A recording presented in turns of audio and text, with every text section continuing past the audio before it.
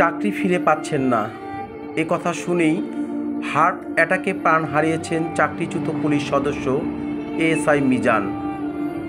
এছাড়াও কেউ মরণব্যাধি ক্যান্সার আক্রান্ত হয়ে হাসপাতালের বিছানায় শুয়ে কাতরাচ্ছেন।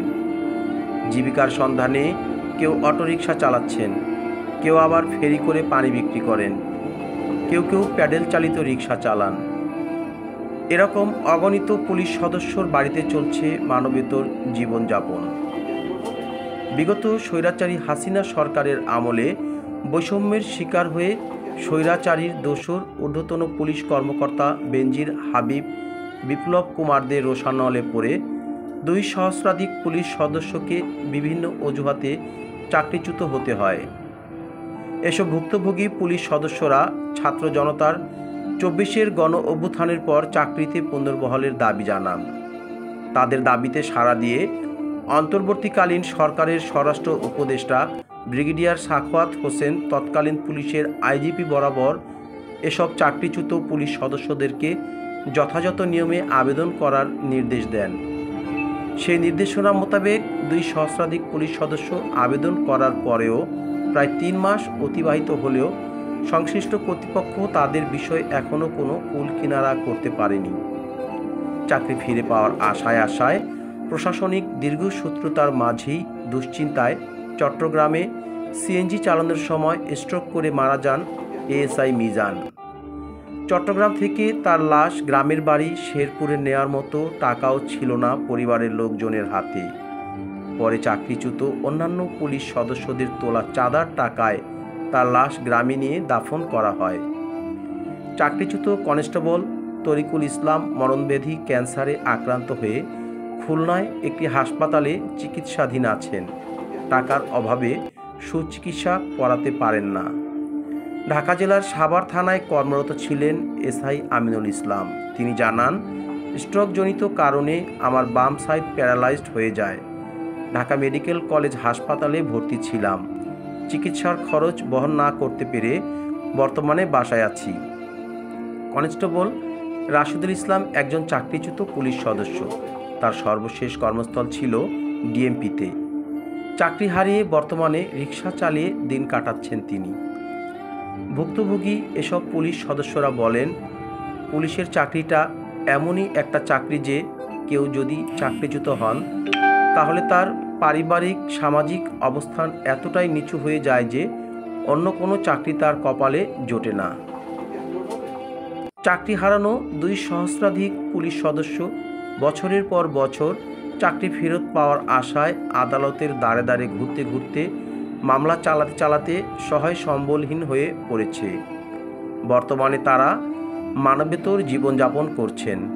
অথচ এসব ব্যক্তিদের চাকরিচ্যুতির অবৈধ আদেশের বিরুদ্ধে প্রশাসনিক ট্রাইব্যুনালে মামলা করে সসম্মানে চাকরিতে পুনর্বহালের রায় ও আদেশ পাওয়ার পরেও তাদেরকে পুনরায় কর্মস্থলে যোগদান করার সুযোগ দেয়নি স্বৈরাচারী হাসিনা সরকারের তল্পি বাহক বেনজির হারুন হাবিবের মতো স্বেচ্ছাচারী ঊর্ধ্বতন পুলিশ কর্মকর্তাগণ। বিভিন্ন অজুহাতে তাদেরকে বছরের পর বছর ঝুলিয়ে রেখে ডিপার্টমেন্টের বাইরে রাখা হয়েছে, যা অত্যন্ত অমানবিক। রাজধানীর পুলিশ সদর দপ্তরের সামনে থেকে মুশফিকুর রহমান, লাইভ 24 নিউজ। 27/7/2021। আপনি এখানে একা আছেন হাসপাতালে এই অবস্থার মধ্যে, আপনার ফ্যামিলির পরিবারের লোকজন কোথায়? পরিবারে স্যার বৃদ্ধ বাবা আর মা আছে স্যার। আমি এই অবস্থায় তাদের 2টা বছর সে কষ্ট করছে স্যার। আমি মনে করেন তাদের আর কষ্ট দিয়ে যাচ্ছিল স্যার। তারপরে এক পর্যায়ে মা কান্নাকাটি শুরু করছে, এক পর্যায়ে লঞ্চে উঠছে স্যার। কালকে আমার পরিবারের উপর অ্যাটাক হয়েছে স্যার।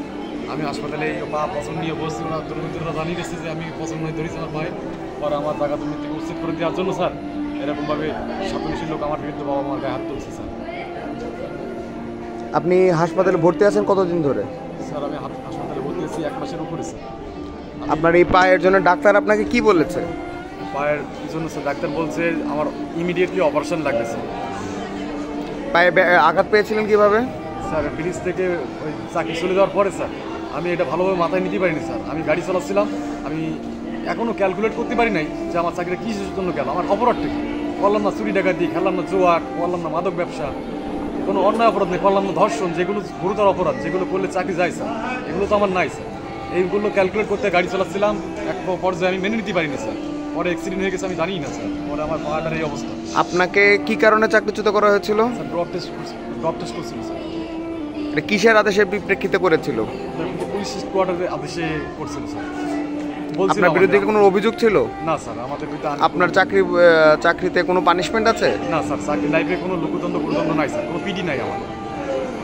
পুরস্কার পেয়েছেন কখনো? জি স্যার, 12টা পুরস্কার পাইছি স্যার সরকার। এক হাত সার্জারি করা স্যার, পুরো এখান থেকে এক হাত সার্জারি করা স্যার। চাকরি যাওয়ার পরে স্যার আমি এলিট ফোর্স সিকিউরিটি কোম্পানিতে চাকরি করতাম, অ্যাসিস্ট্যান্ট সুপারভাইজার পদে স্যার। সিকিউরিটি গার্ডে চাকরি করি স্যার ঢাকাতে। আপনার ওই চাকরি তো এখন নাই? না স্যার, ওই চাকরি আমার এই পাওয়ার জন্য স্যার বলছে আপনি খোলায় করে হাঁটলে তো কোম্পানির লোক, এটা কোম্পানির চাকরি ভাই, আপনি সুস্থ হয়ে আসেন তারপর আবার জয়েন করুন। পরে স্যার আমার এখানে এসে জানতে পারলাম স্যার আমার পায়ে নাকি এমন একটা পর্যায়ে চলে গেছে, ইমিডিয়েটলি অপারেশন না করলে 2-5 দিন থাকলে আমার পা কেটে ফেলানো লাগবে। পুরো হাড় মানে এখান থেকে স্যার এই পর্যন্ত ছড়াই গেছে স্যার ইনফেকশন। এই এক্সরেতে স্যারের যা বলবো, ইমিডিয়েটলি অপারেশন লাগবে স্যার। আমরা জীবন তাহলে খুব কষ্টে কাটছে ভাই। জি স্যার, আমার পরিবারের বা বৃদ্ধ বাবা মা, সংসারের মানে ইনকামের একমাত্র কর্মক্ষম ব্যক্তি আমি স্যার। এখন আমার এই চাকরিটা সাধনের স্যারের আর জানি না তাদের কী স্বার্থ ছিল। আজকে ভাগ্যের পরিচয়ে আমরা জানতে পারলাম যে যে স্যার আমাদের চাকরি থেকে বহিষ্কার করছিল, সে স্যারও চাকরি নাই। জানি না কেতে কী করছে, আল্লাহ জানে ভালো। কিন্তু আমাদের কোনো অপরাধ নাই স্যার, কোনো অভিযোগ নাই। নিউ মার্কেট ডিউটি করছি স্যার, কোনো লিখিত আদেশ ছাড়া। পুলিশ আমি সাবেক পুলিশ কনস্টেবল মোহাম্মদ রাশিদুল ইসলাম। আমার ওই সময় ডিবি নাম্বার হয়নি আমাদের, ডিবি নাম্বার ছিল কনস্টেবল ছিল 17/82। তো আমি চাকরিচ্যুত ছিল স্যার 2000 সালে ডিএমপিতে গেছি। তো এখন স্যার এই ছাত্র জনতার যে আন্দোলন রয়েছে স্যার, আন্দোলনের পর আমাদের হেডকোয়ার্টার থেকে একটা আশ্বাস দিয়েছিল, ঠিক আছে আপনারা আন্দোলন না করে না করে আপনারা দরখাস্ত দেন, আপনাদের দরখাস্তের মাধ্যমে